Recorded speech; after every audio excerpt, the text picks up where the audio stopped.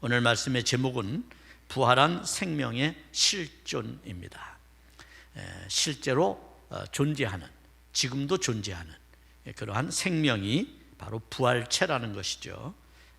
윌리엄 바클레이라고 하는 유명한 주석가가 있습니다. 이분은 이런 이야기를 합니다. 부활 없는 교회는 존재 의미가 없고 부활 없이 교회는 설명이 되지 않는다라고 말했습니다. 그렇죠. 부활 때문에 여기 모인 것이죠.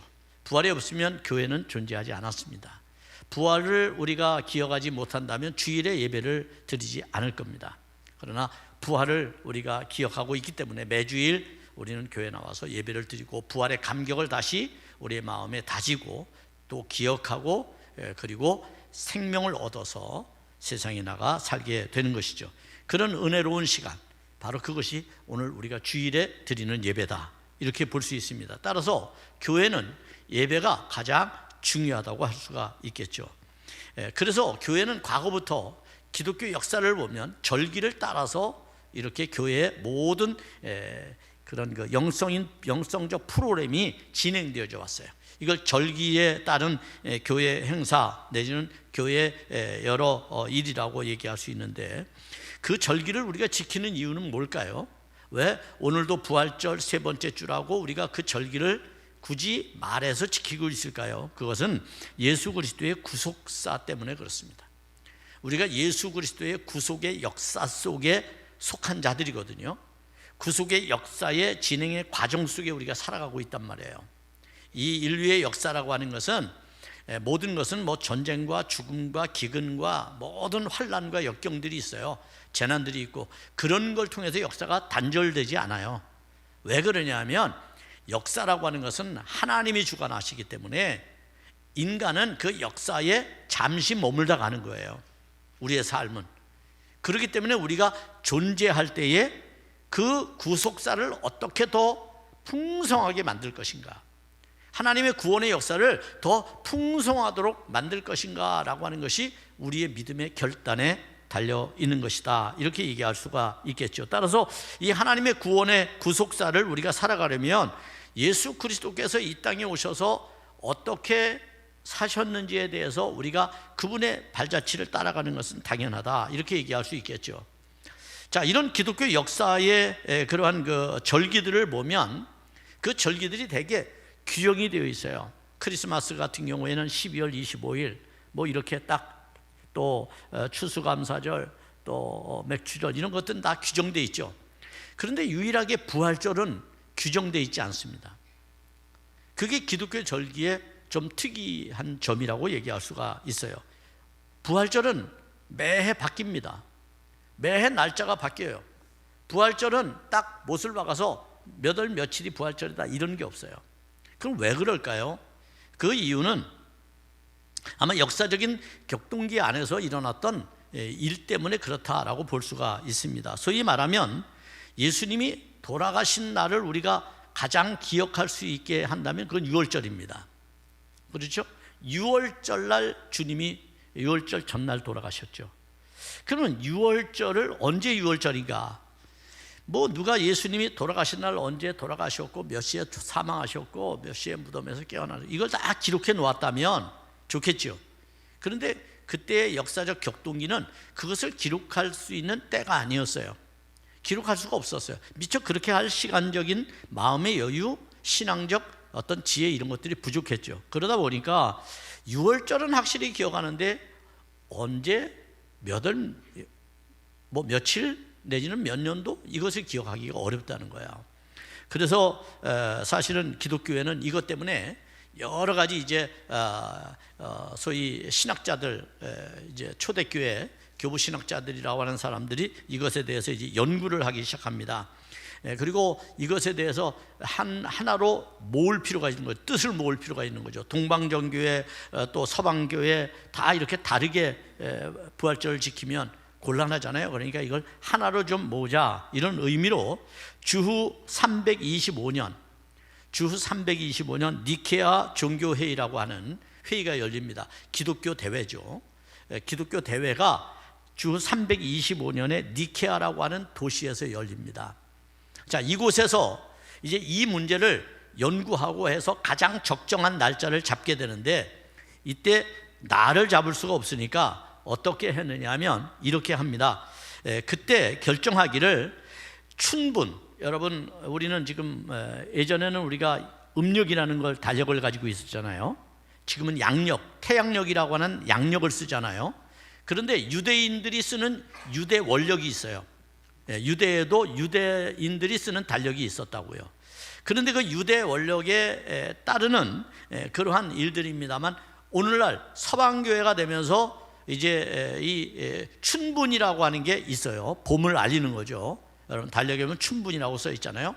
그 춘분이 지나고 보름달, 춘분이 지나고 보름달이 뜨면 대개 보름달이 뜰 때는 며칠이 지나죠? 한 15일이 지나죠. 15일 날 보름달이 뜨니까 그 보름달이 뜬 그 날의 첫 주일, 그 날을 지난 첫 주일이 바로 부활절이에요. 그러니까 여러분이 부활절을 2025년 부활절을 지금 알 수 있어요. 2025년 달력을 딱 미리 가보고 춘분이 언젠가 보고 춘분에서 15일 쉰 다음에 거기에 해당하는 첫 번째 주일, 그때가 바로 부활절이다. 그래서 부활절일은 매해 다릅니다. 올해는 부활절이 굉장히 빨랐죠. 자, 이런 특이한 점이 있다는 것을 여러분이 알면 좋을 것 같아요. 예수를 40년, 50년, 60년을 믿어도 이렇게 모르고 그냥 목사님이 이번 부활절입니다 그러면 부활절인가 보다 이렇게 지나면 곤란하다는 거예요. 예? 여러분 스스로가 부활절이 이렇게 해서 우리가 절기를 지키게 되었구나, 그것은 이 니케아 종교회 회에서 합의된 것이구나, 이렇게 여러분들이 이해를 하면 좋을 것 같습니다. 아무튼 우리는 이 부활주일을 기독교 축일로 우리가 정하고 그래서 지키고 있게 되는 것이죠. 그런데 부활이라고 하는 것을 여러분이 말할 때에 가장 여러분에게 먼저 떠올리는 것은 바로 뭐냐면 죽음의 문제일 거예요. 죽음. 왜냐하면 죽지 않으면 부활할 수가 없으니까. 그러니까 부활을 말할 때에 가장 먼저 떠올리는 여러분들의 기억은 죽음일 거예요. 그렇기 때문에 이 죽음의 문제가 우리에게 해결되지 않으면 부활이라고 하는 또 다른 가능성에 대해서 우리가 이해하기 어렵게 된다는 거죠. 죽음이라는 걸. 그래서 우리 기독교는 예수님께서 이 부활하심으로서 죽음을 극복한 종교 아닙니까? 죽음을 극복한 것 아닙니까? 그렇기 때문에 우리는 죽음을 터부시하지 않죠. 그러나 동양에서는 예전에 보면 죽음을 터부시했어요. 그죠? 죽음을 터부시했기 때문에 죽음에 관련된 모든 도구는 다 마을에서 멀리 두고 취급하고 보관하고 그랬죠. 여러분, 그래서 그런 것들을 우리가 보게 돼요. 그리고 무덤도 멀리 썼죠. 집에서 멀리, 들 수 있으면 멀리. 그게 이제 죽음을 터부시하기 때문인데, 서양은 그렇지 않아요. 서양은 무덤이 어디 있어요? 교회에 있어요. 교회. 로마 캐톨릭을 베드로 성당, 바티칸에 있는 베드로 성당 가보면 그 지하에 무덤이 줄비합니다. 그렇게 우리가 보면 죽음이라는 것을 기독교는요 가장 가까이 있는 친구처럼 생각했어요. 멀리 두지 않았어요. 터부시하지 않았어요. 두려움의 대상으로 보지 않았다는 거예요. 그런데 예수 믿는 사람은, 부활을 경험하고 부활을 믿는 사람들은 그런 마음을 갖지만, 부활을 모르는 사람들은 여전히 죽음을 두려워한단 말이에요. 21세기에도 오늘의 시대에도 죽음을 가장 두려움의 대상으로 세상 사람들은 알고 있습니다. 그 가운데 한 사람을 제가 좀 소개하려고 해요. 이 사람은 아주 천재적인 그 IT 산업의 선구자인데요. 바로 애플을 창업한 스티브 잡스죠.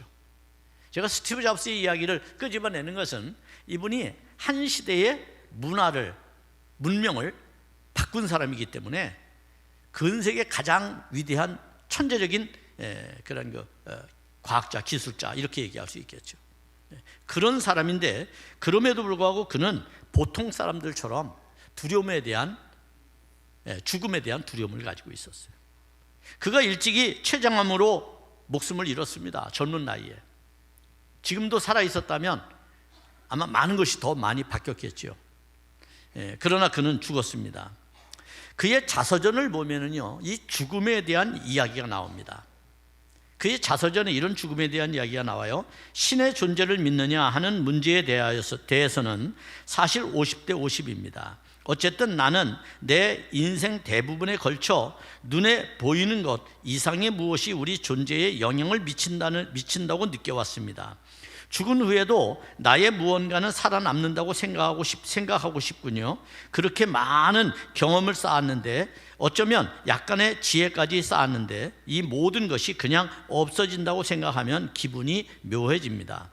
그래서 무언가는 살아남는다고, 어쩌면 나의 의식은 영속하는 거라고 믿고 싶은 겁니다. 이렇게 얘기를 합니다.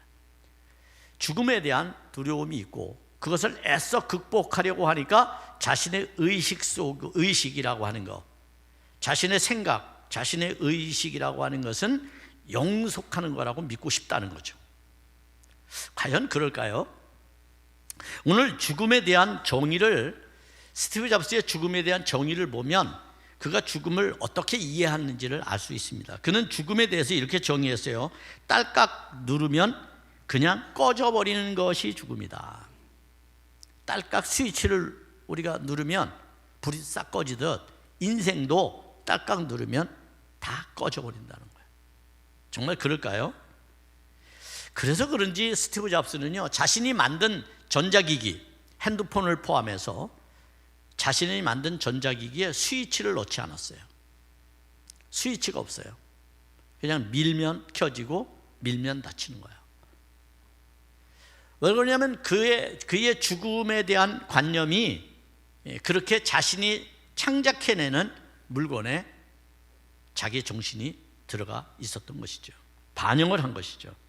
결국 천재 과학자도 죽음을 두려워하는 것은 그의 노력이 죽음으로 끝난다라고 생각했기 때문이라는 겁니다.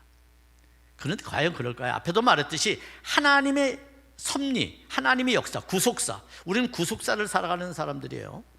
그러면 우리에게 있어서 생명이라고 하는 것은 언제나 우리 안에서 역사한다고요. 이걸 우리는 줄여서 영생이라고 말하죠. 영생이라고. 그렇기 때문에 우리 안에서 죽음은 모든 것을 끝내버리는 역사가 아니라 새로운 것을 창조해내는 일이다, 이렇게 보는 겁니다. 부활의 신비는 바로 거기 있는 거예요. 바울의 선언처럼 이전 것은 지나갔으니 보다 새 것이 되었다는 거예요. 지나간 낡은 것은 다 소용이 없어요. 이제는 우리가 새롭게 창조된 하나님의 거룩성으로 어떻게 살아야 될 것인가 라고 하는 게 필요하다는 거죠. 그래서 이것을 일깨워 주신 분이 바로 누굽니까? 바로 예수님의 부활이었다는 겁니다.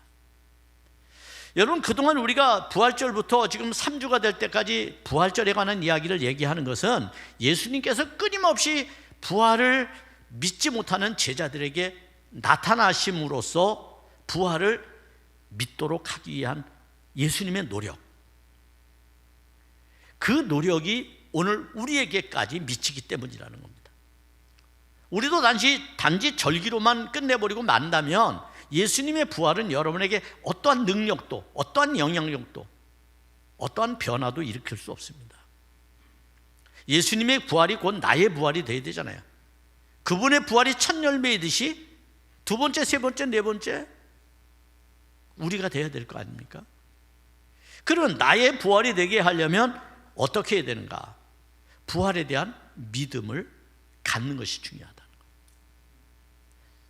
부활을 그냥 단지 예수님이니까 하신 것이지, 예수님의 신성이 그렇게 만든 것이지, 그분은 하나님의 아들이니까, 하나님이시니까 죽었다가 또 살아나는 거지, 이렇게만 이해한다면 우리의 믿음은 죽은 믿음이 될 수밖에 없습니다.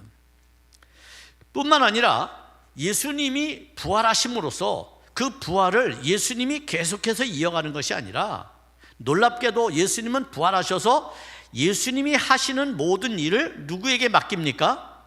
제자들에게 맡긴다는 거예요. 그런데 제자들이 만약 예수님의 부활을 이해하지 못한다면, 아니 믿지 못한다면, 그들은 그 사역을 자기의 편리에 따라서 중단해 버릴 수밖에 없습니다. 믿음의 능력이라고 하는 것은 인간의 한계를 극복하도록 만들어요. 상황을 이겨내도록 만들어요. 그게 제자들이 가졌던 부활 신앙입니다.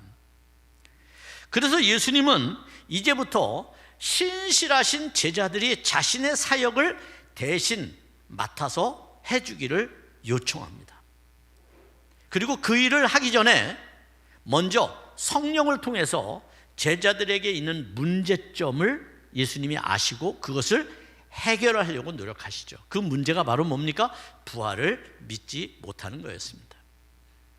그래서 예수님은 계속해서 잠깐 나타나신 거예요. 제자들과 계속 교제하신 거예요. 제자들과 대화도 나누시고 인격적인 교제도 나누시고 하신 이유가 무엇 때문이냐?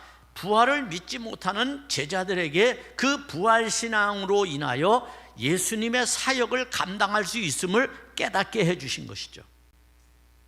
그래서 오늘도 예수님은 이 문제의 해결을 위해서 제자들을 만나십니다. 제자들로 하여금 예수님의 사역의 역동성을 그대로 유지하도록, 그럼으로써 예수님이 살아계실 때와 동일하게 제자들도 그 일을 감당하도록, 그것이 예수님이 자신들 안에 부활해 있는 것이죠. 그것이 오늘 우리에게까지 그 사명이 전달되었음을 깨닫기를 바랍니다. 따라서 이 일을 통해서 예수님은 확실히 살아나셨다라고 하는 것을 증언하기를 원하셨어요. 부활 생명의 실존, 당시 제자들은 어떻게 이해했을까요? 그것은 유령이나 도깨비와 같은 존재로 이해를 했어요. 그냥 시체가 소생하는 것이다 라고 하는 부활이 아닌 소생의 의미로 이해를 할 수밖에 없었습니다. 그래서 예수님은 부활 생명의 실존을 나타내기 위해서 예고하시고 계시하시고, 그래서 지금도 존재하고 계시다는 것을 그들에게 인격적인 만남과 교제를 통해서 증명하시고, 성경을 가지고 오셔서 증명하시고, 사명을 주어서 그들에게 그것을 행함으로써 증명하도록 그렇게 하셨다는 거예요. 이게 성경의 놀라운 점이에요, 여러분. 예수님께서 단지 부활하시고 야 짠 하면서 야 나는 하나님의 아들이니까 부활했어, 그리고 올라가셨으면 제자들은 그냥 그런 분을 우리가 언제 만났구나 이러고 끝내버리는 거예요. 그런데 그렇지 않다는 겁니다. 누가는 이를 설명하기 위해서 아주 노력을 기울입니다. 오늘 누가복음은 이것을 설명하기 위해서 아주 애를 쓰고 있는 것을 우리가 보게 돼요. 소위 생명 존재로서의 부활을 증언하기 위해서 누가는 애를 씁니다. 다시 말하면 부활 사건 후에 빈 무덤을 확인한 여인들과 베드로, 엠마오로 가는 두 제자, 그리고 11제자가 함께 있는 그 공간, 그 속에서 예수님을 만나는 장면을 과감없이 그려내는 것이 바로 누가였습니다. 이때 예수님은 부활체로 나타나 만남의 대상들과 대화를 나누십니다. 이 누가복음의 특징이 바로 이겁니다. 그들과 대화를 나누셔요. 다시 부활하신 예수님이 그들과 만날 때마다 대화를 나누고 계시다는 거예요. 이것은 무엇을 의미합니까? 인격적인 교제가 이루어지고 있다는 거예요. 여러분 생각해 보세요. 이 세상에 가장 고통스러운 게 뭘까요? 암에 걸리는 거? 아니면 사고 나서 여러분 고통받는 거, 아픈 거? 사랑의 시련? 이런 겁니까? 제가 살면서 보니까 물론 그런 것은 육체적이고 정신적인 고통일 수 있어요. 그런데 정말 고통스러운 것은 말이 안 통할 때예요. 그죠? 사람이라고 하는 것은, 언어라고 하는 게 뭘 말하느냐 하면 서로의 관계성을 형성하는 거예요. 이제 우리가 4월이 지나면 5월달이 됩니다만, 여러분 5월부터는 우리가 좀 제발 예배 드릴 때 부부끼리 좀 앉았으면 좋겠어요. 우리 교회는 뭐 저 60년대도 아닌데, 아니 50년대도 아닌데 남녀가 구별돼서 앉습니까? 앞으로는 꼭 부부가 같이 같은 자리에 앉았으면 좋겠어요. 그런 바람이 있어요. 여러분 말이 안 통하면 사는 게 지옥입니다. 그죠? 사는 게 지옥이에요. 그러니까 말이 통하는 게 중요해요. 말이 통한다는 것은 내 인격과 상대방의 인격이 관계를 한다는 거고 교제를 나눈다는 거예요. 친밀해진다는 거예요. 그런데 말이 안 통해요. 그러면 어때요? 무덤덤해지는 거죠. 멀어지는 거죠. 관계는 끊어지게 되는 거죠. 그래서 우리가 이 대화라는 게 굉장히 중요해요. 예수님은 부활하셔서 만날 때마다 제자들과 사람들과 대화를 나누셨다는 겁니다. 처음에는 빈 무덤에서, 그리고 길에서, 그리고 제자들이 모인 방에서. 이것은 오늘 현실에서도 똑같이 이루어집니다. 주님이 여러분을 만나는 장소는 구별이 없습니다. 어디서든지 만나십니다. 아멘? 혹시 여러분 중에 교회만 와야지 주님을 만난다고 생각하시는 분이 계세요? 그러면 여러분들은 신앙생활을 온전히 할 수가 없습니다. 왜냐하면 교회에서만 만나니까 안 볼 때 어떻게 할까요? 사람은 느슨해지죠. 안 보니까 내 마음대로 해도 된다고 생각하죠. 그래서 때때로 기독교인들이 욕을 먹는 거예요. 그런 구조적이고 관념적인 신앙을 버리는 게 필요합니다. 어디서든 주님은 만나십니다. 길에서도 만나고, 우리의 삶의 자리에서도 만나고, 심지어 방에서도 만나고, 우리가 관계한 이런 공동체 속에서도 만나고, 주님은 우리를 만나고 계십니다. 그리고 주님은 우리와 대화하기를 원하십니다. 어떻게 해요? 말씀으로. 굉장히 중요한 거죠. 그래서 주님께서는 여러 방법을 통해서 사람들을 만나시는데, 특별히 천사가 두 여인에게 만나시죠. 제 주님이 만나시는 것 중에 가장 특이한 것은 뭐냐면 개별적으로는 안 만나셔요. 복수적으로 만나셔요. 복수. 두 사람 이상. 왜? 그래야지 증언이 되는 거거든요. 혼자 만나서는 안 돼요. 우리가 골방에 들어가서 혼자 기도하는 건 좋지만 어디 가서 혼자 내가 뭘 받았다고 말하면 믿음과 신뢰가 없어지는 거예요. 그만큼 중요할 수도 있습니다. 자, 이런 방법을 통해서 예수님은 당신이 살아났다, 고난 후에 영광이 당신에게 찾아왔고 그것은 제자들에게도 역시 동일하게 그렇게 주어질 것이다 라고 말씀합니다. 특별히 너무 안 믿으니까 예수님이 심지어 오늘 본문에 보니까 뭐라고 말씀하셔요? 음식이 있느냐라고 말씀합니다. 야, 밥 좀 가져와. 배고파. 그래서 그때 당시로는 빵을 가져왔겠죠. 음식을 가져왔어요. 그들이 보는 앞에서 그 음식을 먹었다는 겁니다. 보다 분명한 부활의 증거를 하고 계시는 것이죠. 자, 이런 일들이 제자들에게 왜 필요했을까요? 앞에서 말한 것처럼 그들이 예수님의 사역을 대신 감당해야 했기 때문입니다.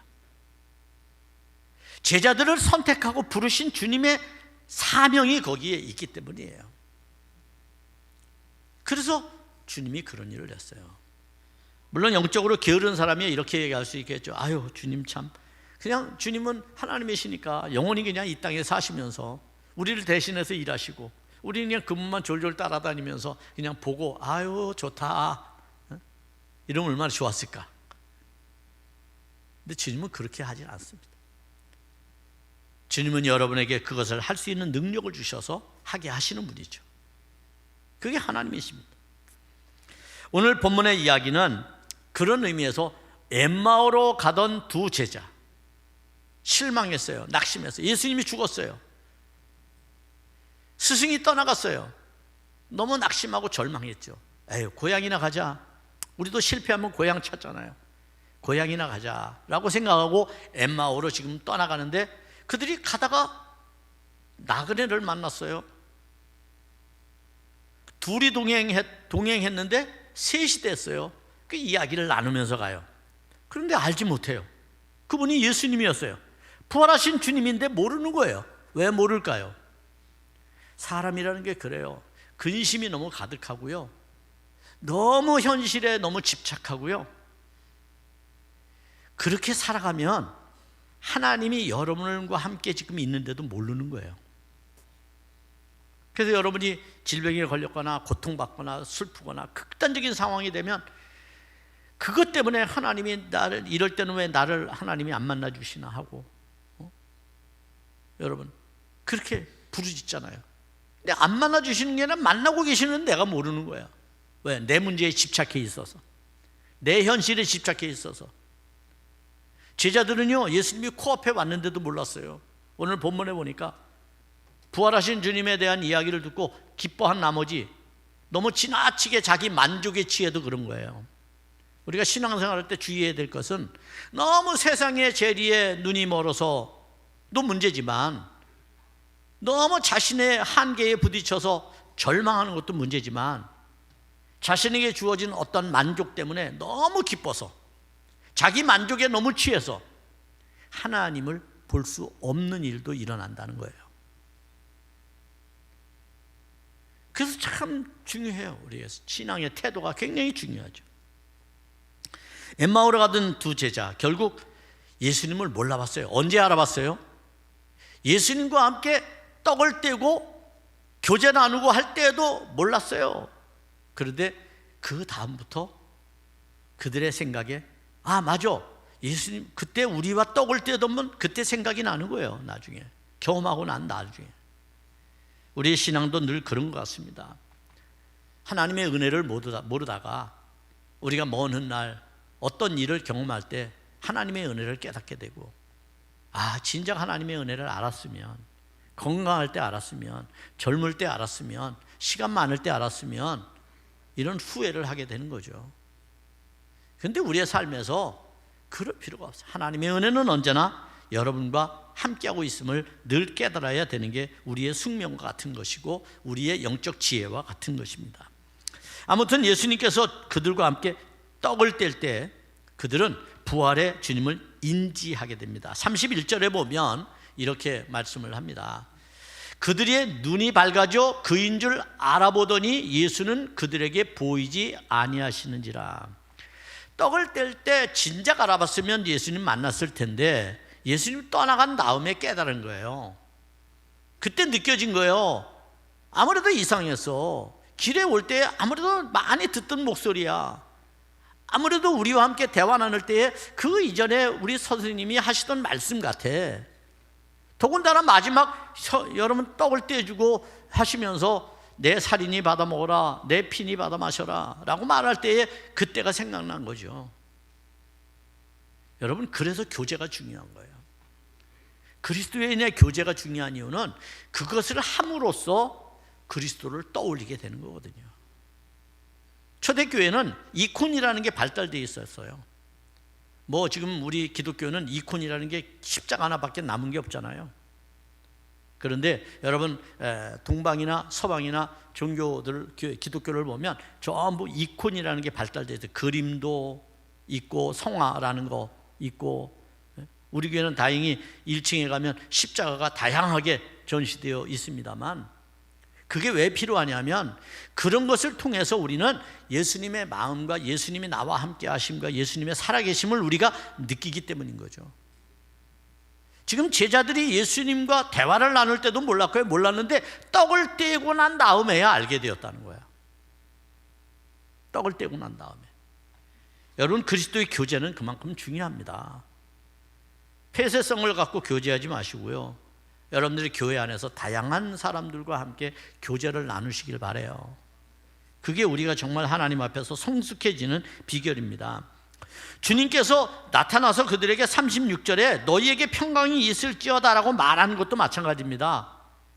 이것도 다 교제의 방법이에요. 여러분, 누구를 만나려면 인사해야 되잖아요. 인사해서 그 사람과의 관계를 터야 되잖아요. 주님은 그렇게 보시는 거죠.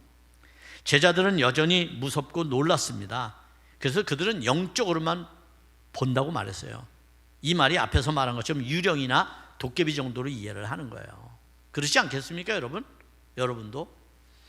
자, 이런 실제적 존재로서의 이해를 못하는 부활신앙에 대해서 주님께서 오늘 말씀을 통해서 그들의 착시현상, 믿음은 착시현상이 아니다 라는 것을 가르쳐 주는 거예요. 무엇인가 내가 상상한 것, 내가 생각한 것, 그 이상의 것이다 라고 말씀해 주는 겁니다. 38절 이렇게 말씀하죠. 어찌하여 두려워하며 어찌하여 마음에 의심이 일어나느냐 라고 38절에서 말씀해요. 결국 부활은 믿음의 관계예요. 믿음이 없으면 내 안에 생명의 실존이 없어요. 여러분 믿음을 가질 때에 부활의 주님의 영이, 주님의 생명이 여러분 안에서 살아있게 되고 여러분은 그것을 증명하는 실존적 존재가 될 줄로 믿습니다. 그게 우리가 살아가는 이유이고 신앙하는 이유라는 겁니다. 제자들에게 예수님께서 사명을 맡기시죠. 그 사명을 맡기심으로 그들은 더 많은 일을 하게 될 겁니다. 이와 같은 일을 하려면 믿음의 관계가 바로 세워져야 하는 것이죠. 우리는 종종 믿음을 말할 때에 상상력이나 신념 아니면 확신에 찬 어떤 지식, 이런 것을 믿음이라고 생각합니다. 그러나 믿음은 그런 게 아닙니다. 믿음은 관계입니다. 믿음은 그리스도와의 친밀한 인격적인 교제를 통해서만 나타나는 겁니다. 그래서 믿음은 하나님의 선물이고 섭리입니다. 인간의 의지가 아닙니다. 내가 믿음을 가져야지 그런다고 믿음이 생기는 게 아니라, 믿음은 하나님께서 여러분을 만나실 때, 여러분이 하나님과 만날 때 바로 주어지게 되는 선물입니다. 그래서 부활신앙이라고 하는 것은 이 믿음의 관계 속에서만 이루어진다고 하는 의미가 뭡니까? 그것은 예수 그리스도의 실존을 직관하는 거예요. 직관. 내가 눈으로 확인하고 직관하는 인격적인 삶의 고백이 바로 신앙이라고 얘기할 수 있어요. 예수님 앞에 서 있어야죠. 어떤 일을 하든지 주님이라면 어떻게 하셨을까를 고민해야죠. 그리고 우리의 삶이 그 주님의 뜻대로, 주님의 방법대로 실천되어지는 겁니다. 지금 제자들은 이런 직관으로 부활하신 주님을 대했어야 합니다. 그런데 자신의 염려와 현실에 집착한 나머지 동행하시는 주님을 알아볼 수 없었고, 상상력에 기반한 영적 대상에 대한 관념적 신앙이 그들을 그렇게 만들어버리고 만 거예요. 예수님은 이것을 경계한 거예요. 그래서 그것을 갖지 말라고 하신 것이죠. 소위 종교적 현상으로 의식화되는 것을 주님은 반대합니다. 우리도 마찬가지입니다. 우리의 신앙이 그렇게 될 때 우리는 주님으로부터 믿음이 없다고 책망을 받을 수밖에 없습니다. 따라서 부활하신 주님께서는 평안의 인사로 새롭게 관계를 맺기를 원하셨고, 손과 발을 보이심으로써 실존적 존재임을 확인시켜 주셨고, 부족하셨는지 음식을 잡수심으로써 좀 더 구체적으로 그들과 인격적인 관계, 친밀함을 맺기를 원하셨어요. 오늘 여러분 안에 그런 부활의 역사가 나타나기를 바랍니다. 이것을 알기 위해 주님은 44절과 45절에서 무엇을 말합니까? 바로 성경을 가지고 그들에게 설명까지 해 주십니다. 오늘 우리가 하나님으로부터 받은 사명을 위임받은 존재로서 하나님의 뜻을 어떻게 실천하실까를 생각하는 것, 그것이 부활을 경험한 사람들의 마지막 남은 과제다, 이렇게 여러분들이 생각하시고, 부활을 여러분들이 정말 믿으신다면 이제 여러분 안에 그리스도가 일하심을 깨닫고 우리도 그 사역에 함께 동참해서 주님의 거룩한 뜻 앞에 사명자로 부름받는 여러분 모두가 되기를 주님의 이름으로 축복합니다.